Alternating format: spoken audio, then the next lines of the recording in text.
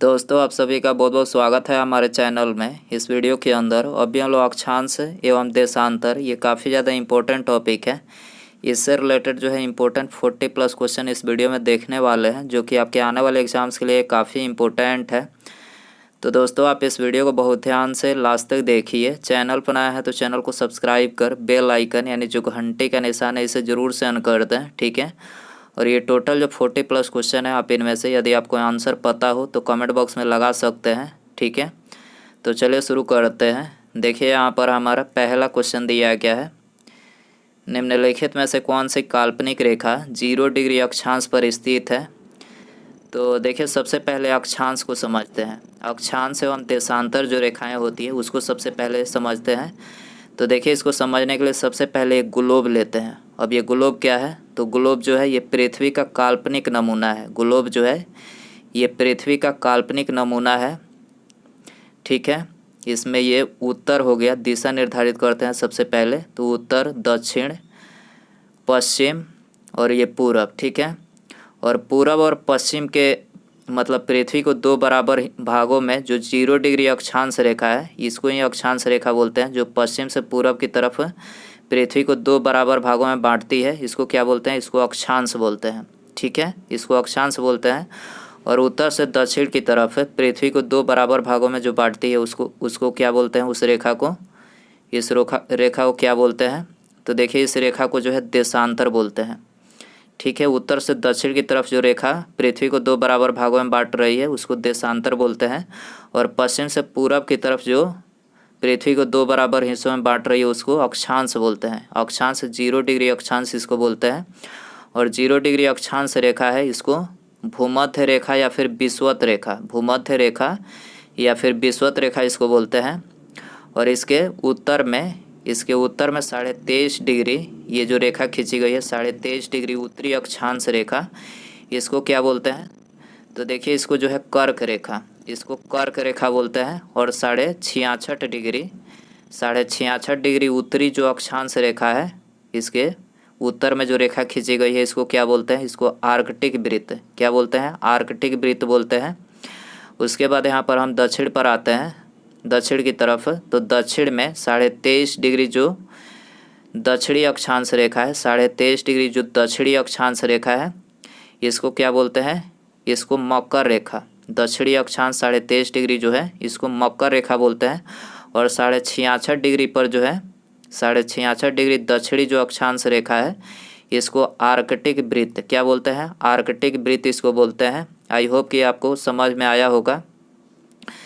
तो यहाँ पर क्वेश्चन में क्या पूछा गया था, 0 डिग्री अक्षांश, 0 डिग्री अक्षांश पर स्थित उसको क्या बोलते हैं, काल्पनिक रेखा जो है 0 डिग्री अक्षांश पर स्थित उसको क्या बोलते हैं, तो उसको भूमध्य रेखा, ये तो हमने पहले ही बताया, भूमध्य रेखा या फिर विषुवत रेखा। तो यहाँ पर करेक्ट आंसर हो जाएगा भूमध्य रेखा बोलते हैं या फिर विषुवत रेखा, ठीक है। तो आंसर हो जाएगा ऑप्शन ए, आपको याद रखना है क्वेश्चन नंबर। उसके बाद यहाँ पर हमने मतलब अक्षांश और देशांतर से रिलेटेड जो क्वेश्चन एग्जाम में बार बार पूछे जाते हैं उसको यहाँ पर हमने लिख रखे हैं। तो देखिए पहला क्वेश्चन दिया गया है, भूमध्य रेखा के समानांतर खींची गई काल्पनिक रेखा क्या कहलाती है, इसको अक्षांश, ठीक है। भूमध्य रेखा के समानांतर खींची गई जो काल्पनिक रेखाएं होती है इसको क्या बोला जाता है, तो इसको अक्षांश रेखाएं बोला जाता है। अगर उत्तरी और दक्षिणी ध्रुव को रेखा माना जाए तो कुल अक्षांशों की संख्या कितनी होगी, तो कुल अक्षांशों की संख्या 181 होगी। दो अक्षांशों के बीच की दूरी लगभग कितनी होती है, 111 किलोमीटर। दो अक्षांशों की जो बीच की दूरी होती है, दो अक्षांशों की जो बीच की दूरी होती है कितनी होती है, 111 किलोमीटर होती है। पृथ्वी के बीचों बीच 0 डिग्री अक्षांश रेखा क्या कहलाती है, पृथ्वी के जो बीचों बीच 0 डिग्री अक्षांश रेखा खींची गई है इसको क्या बोला जाता है, तो ये तो हम बताए ही थे ग्लोब पर कि इसको भूमध्य रेखा या फिर विषुवत रेखा बोलते हैं। कौन सी रेखा पृथ्वी को दो बराबर भागों में विभाजित करती है, पृथ्वी को दो बराबर भागों में कौन सी रेखा विभाजित करती है, भूमध्य रेखा या फिर विषुवत रेखा। भूमध्य रेखा से 23.5 डिग्री उत्तरी अक्षांश, भूमध्य रेखा से 23.5 डिग्री ये भी हमने बताया था, इसको कर्क रेखा बोलते हैं। और 23.5 डिग्री दक्षिणी अक्षांश ये भी हमने बताया था, इसको मकर रेखा बोलते हैं, ठीक है। यदि आप लोगों ने ग्लोब समझा होगा तो सारे क्वेश्चन जो है आप लोग बिल्कुल आसानी से कर पाएंगे। कहाँ पर दिन और रात जो है समान होते हैं, कहाँ पर दिन और रात जो होता है ये समान भूमध्य रेखा पर दिन रात समान होता है। पृथ्वी पर उत्तरी गोलार्ध का सबसे बड़ा दिन कौन सा है? तो सबसे बड़ा दिन जो है 21 जून है। सबसे बड़ा दिन कौन सा है?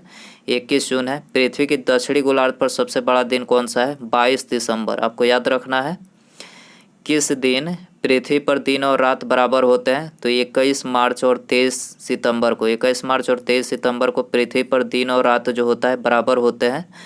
उत्तरी ध्रुव का अक्षांश कितना होता है? 90 डिग्री। उत्तरी ध्रुव का अक्षांश 90 डिग्री होता है। दक्षिणी ध्रुव का अक्षांश ये भी 90 डिग्री होता है। ग्रीनविच रेखा से तात्पर्य है तो 0 डिग्री देशांतर रेखा। ग्रीनविच रेखा से तात्पर्य है 0 डिग्री देशांतर रेखा। पृथ्वी के उत्तरी ध्रुव और दक्षिणी ध्रुव को मिलाने वाली रेखा क्या कहलाती है? पृथ्वी को दक्षिणी ध्रुव से उत्तरी ध्रुव से दक्षिणी ध्रुव को मिलाने वाली रेखा, ये भी हमने बताया था, इसको क्या बोलते हैं? इसको देशांतर रेखा बोलते हैं। देशांतर रेखाओं की कुल संख्या कितनी है? 360 है। देशांतर रेखाएं जो खींची गई है उसकी कुल संख्या कितनी है? 360 है। दो देशांतर रेखाओं के बीच की दूरी सबसे अधिक कहाँ पर होती है? सबसे अधिक विषुवत रेखा पर होती है।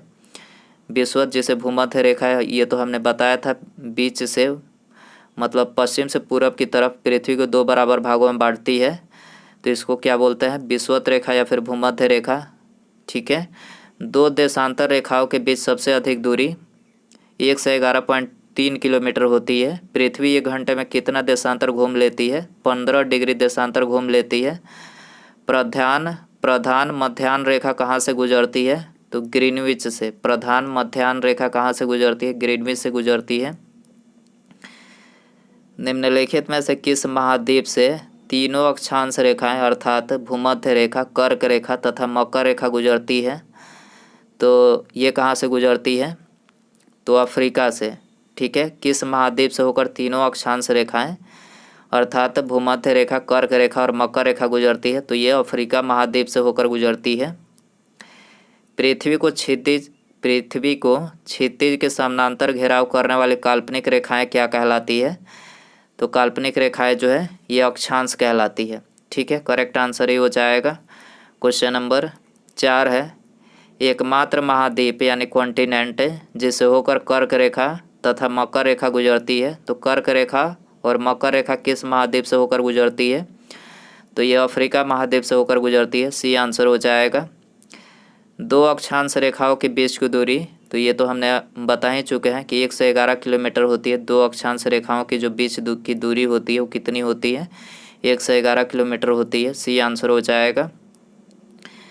सिक्किम से गुजरने वाला अक्षांश डैश से भी गुजरता है। सिक्किम से गुजरने वाला जो अक्षांश है वो डैश से भी गुजरता है, तो ये राजस्थान से भी गुजरता है। बी आंसर हो जाएगा। वर्ष भर रात और दिन कहाँ बराबर होते हैं? मतलब वर्ष भर रात और दिन जो है कहाँ पर बराबर होते हैं? तो ये भूमध्य रेखा पर बराबर होते हैं। डी आंसर हो जाएगा। निम्नलिखित नगरों में से कौन सा एक भूमध्य रेखा से सर्वाधिक निकट है? भूमध्य रेखा से सर्वाधिक कौन निकट है? तो ये सिंगापुर जो है निकट है। डी आंसर हो जाएगा। निम्नलिखित समूहों में से किस एक के देशों में से भूमध्य रेखा गुजरती है? तो भूमध्य रेखा जो है किन देशों के समूह से गुजरती है? तो ये कोलंबिया, केन्या और इंडोनेशिया के समूह से होकर गुजरती है भूमध्य रेखा। करेक्ट आंसर ये हो जाएगा। भूमध्य रेखा निम्नलिखित में से किस देश से नहीं गुजरती है? तो देखिए भूमध्य रेखा जो है मेक्सिको से नहीं गुजरती है। करेक्ट आंसर ये हो जाएगा। निम्नलिखित देशों में से कौन भूमध्य रेखा पर अवस्थित है? तो भूमध्य रेखा पर कौन अवस्थित है? तो देखिए भूमध्य रेखा पर जो है ये केन्या और कोलंबिया और केन्या जो है ये भूमध्य रेखा पर स्थित है। तो यहाँ पर ये करेक्ट हो जाएगा 2 और 3।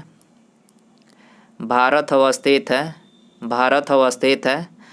तो देखिए भारत जो है ये अक्षांश 8 डिग्री 4 उत्तर से 37 डिग्री 6 उत्तर तथा देशांतर 68.7 पूरब से 97.25 पश्चिम के मध्य स्थित है भारत। ठीक है, तो करेक्ट आंसर सी हो जाएगा। भारत की मुख्य भूमि का अक्षांश डैश के बीच फैला हुआ है। तो भारत की मुख्य भूमि का जो अक्षांश है तो ये 8 डिग्री 4 उत्तरी और 37 डिग्री 6 उत्तर में फैला हुआ है। करेक्ट आंसर ये हो जाएगा। कौन सा महत्वपूर्ण अक्षांश भारत को दो लगभग बराबर भागों में विभाजित करता है? भारत को पूछा गया है। भारत को दो बराबर भागों में 23.5 डिग्री उत्तरी अक्षांश जो है ये दो बराबर भागों में मतलब विभाजित करता है। ठीक है, और पूरे पृथ्वी को दो बराबर भागों में पूछा जाए तो 0 डिग्री अक्षांश पृथ्वी को दो बराबर भागों में विभाजित करता है। याद रखना है आपको। कर्क रेखा यानी ट्रॉपिक ऑफ कैंसर भारत के कितने राज्यों से गुजरती है? तो देखिए कर्क रेखा जो है ये भारत के 8 राज्यों से गुजरती है। डी आंसर हो जाएगा। ठीक है, कर्क रेखा निम्नलिखित में से कौन से भारतीय राज्य से होकर गुजरती है? तो 8 राज्य जो मतलब कर्क रेखा गुजरती है उसको आपको इसमें बताना है। तो देखिए वो 8 राज्य हैं: गुजरात, मध्य प्रदेश, छत्तीसगढ़, झारखंड, पश्चिम बंगाल, त्रिपुरा, राजस्थान और मिजोरम। कुल 8 राज्यों से जो है ये कर्क भारतीय राज्य मतलब कर्क रेखा जो है ये भारतीय राज्यों से होकर गुजरती है। सी आंसर हो जाएगा। क्वेश्चन नंबर 17 है, निम्नलिखित में से किस राज्य से होकर कर्क रेखा नहीं गुजरती है? तो कर्क रेखा जो है ये उड़ीसा से होकर नहीं गुजरती है। करेक्ट आंसर ये हो जाएगा। क्वेश्चन नंबर 18 है, कर्क रेखा निम्नलिखित में से किन राज्यों से होकर गुजरती है? तो देखिए कर्क रेखा जो है ये गुजरात, छत्तीसगढ़ और झारखंड, गुजरात, छत्तीसगढ़ और झारखंड राज्य से होकर गुजरती है। तो करेक्ट आंसर ऑप्शन बी हो जाएगा, गुजरात, छत्तीसगढ़ और झारखंड। ठीक है, क्वेश्चन नंबर 19 है, निम्नलिखित में से कौन सा भारत का राज्य कर्क रेखा के उत्तर में स्थित है? भारत का कौन सा राज्य कर्क रेखा के उत्तर में स्थित है? तो यह है मणिपुर। करेक्ट आंसर ये हो जाएगा। क्वेश्चन नंबर 20 है, निम्नलिखित में से कौन सी रेखा भारत के लगभग आधे हिस्से में से होकर गुजरती है? कौन सी रेखा भारत के लगभग आधे हिस्से में से होकर गुजरती है? तो यह है कर्क रेखा। बी आंसर हो जाएगा। कर्क रेखा नहीं गुजरती है, कर्क रेखा नहीं गुजरती है। तो देखिए कर्क रेखा जो है पाकिस्तान से नहीं गुजरती है। बी आंसर हो जाएगा। इसके अलावा कर्क रेखा ये तो हमने बता ही चुके हैं कि भारत के कुल 8 राज्यों से होकर गुजरती है: गुजरात, राजस्थान, मध्य प्रदेश, छत्तीसगढ़, झारखंड, पश्चिम बंगाल, त्रिपुरा और मिजोरम। टोटल 8 राज्यों से होकर कर्क रेखा गुजरती है। दोस्तों यदि आपको वीडियो पसंद आ रहा है तो प्लीज़ वीडियो को लाइक करें, दोस्तों में शेयर करें और चैनल पर आया है तो चैनल को सब्सक्राइब करके बेल आइकन जरूर से ऑन कर दें। ठीक है, अगला क्वेश्चन है, 80 डिग्री पूर्वी देशांतर और कर्क रेखा का मिलान बिंदु है। 80 डिग्री पूर्वी देशांतर और कर्क रेखा का मिलन बिंदु है। तो ये मध्य प्रदेश में मिलन बिंदु है। डी आंसर हो जाएगा। डोलडरम कटिबंध कहाँ स्थित है? डोलडरम कटिबंध कहाँ स्थित है? तो ये भूमध्य रेखा के निकट स्थित है। करेक्ट आंसर ये हो जाएगा। 24 है, डोलडरम्स दबाव क्षेत्र निम्नलिखित में से किन दो अक्षांशों के मध्य स्थित है? तो ये 5 डिग्री उत्तर टू 5 डिग्री दक्षिण दो अक्षांश के मध्य स्थित है। ठीक है, डोलडरम दबाव क्षेत्र ये आंसर हो जाएगा। 25 है, किसी प्रदेश के अक्षांश को कोणीय दूरी को किस संबंध से अभिव्यक्त किया जाता है? तो ये भूमध्य रेखा से अभिव्यक्त किया जाता है। किसी प्रदेश के अक्षांश को कोणीय दूरी को किस संबंध से अभिव्यक्त किया जाता है? तो ये भूमध्य रेखा से अभिव्यक्त किया जाता है। ये आंसर हो जाएगा। निम्नलिखित में से कौन सा युग्म सही है? कौन सा युग्म जो है सही है? तो देखिए पहला दिया गया है प्रधान मध्याह्न रेखा, इसको रेखांश बोला जाता है। कर्क रेखा को अक्षांश बोला जाता है। कर्क रेखा जो है इसको क्या बोला जाता है? अक्षांश बोला जाता है। और भूमध्य रेखा इसको भी अक्षांश बोला जाता है। तो यहाँ पर ये तीनों ही जो है युग्म सत्य है। तो करेक्ट आंसर डी हो जाएगा। सभी विकल्प सही है। निम्नलिखित में से कौन सा युग्म सही है? इसमें भी आपको सही युग्म बताना है। तो देखिए यहाँ पर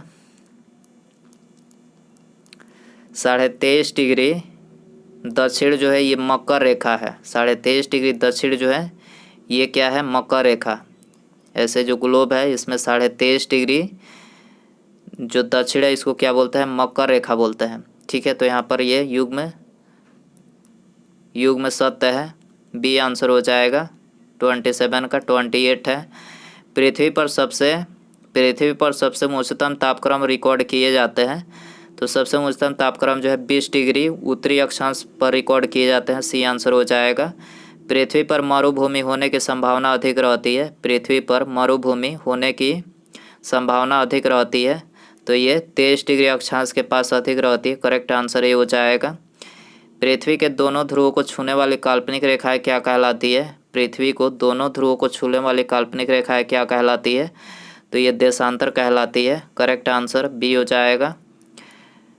31 है। भूमध्य रेखा पर दो देशांतरों के बीच की दूरी लगभग डैश किलोमीटर है। दो देशांतरों के बीच की दूरी, देशांतर की पूछा जा रहा है, दो देशांतरों के बीच की दूरी कितनी होती है, तो देखिए इसकी दूरी जो है 111 होती है, बी आंसर हो जाएगा।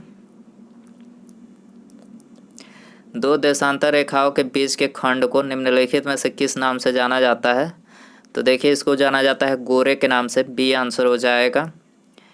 किसी दो निरंतर देशांतरों के बीच समय का अंतर कितना होता है, किसी दो निरंतर देशांतरों के बीच समय का अंतर कितना होता है, तो समय का अंतर 4 मिनट का होता है, करेक्ट आंसर सी हो जाएगा।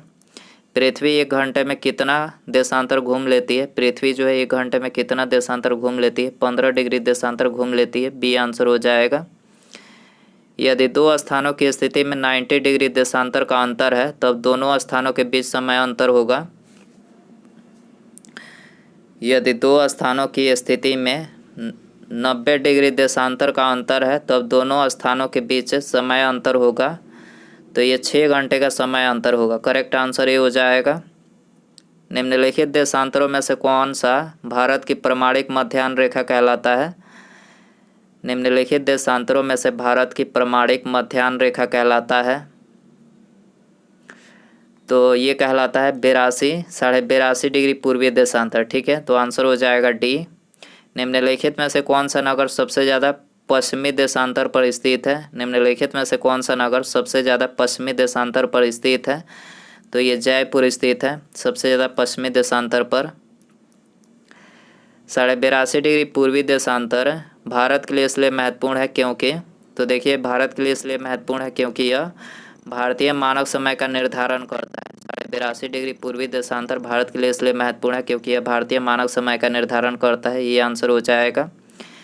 किसी जहाज को सबसे कम समय में एक स्थान से दूसरे स्थान तक जाने के लिए निम्नलिखित में से किसे मार्ग बनाना चाहिए, तो सबसे कम समय में जाने के लिए जो है देशांतर का मार्ग बनाना चाहिए। ठीक है, देशांतर का मार्ग बनाना चाहिए, सी आंसर हो जाएगा। उसके बाद यहाँ पर हमारा 40 नंबर क्वेश्चन है। निम्नलिखित में से अंतर्राष्ट्रीय दिनांक रेखा कौन सी है, अंतर्राष्ट्रीय दिनांक रेखा कौन सी है, तो 180 डिग्री जो देशांतर रेखा है, 180 डिग्री देशांतर जो है ये अंतर्राष्ट्रीय दिनांक रेखा है, डी आंसर हो जाएगा। तो दोस्तों ये थे अक्षांश एवं देशांतर, इससे related important 40+ question. I hope कि ये वीडियो आपको पसंद आया रहेगा। पसंद आया तो प्लीज़ वीडियो को लाइक करें, दोस्तों में शेयर करें, और चैनल पर आया है तो चैनल को सब्सक्राइब करके बेल आइकन यानी जो घंटे का निशान है इसे ज़रूर से ऑन कर दें। ठीक है, मिलते हैं अगले वीडियो में। नमस्कार, जय हिंद, जय भारत।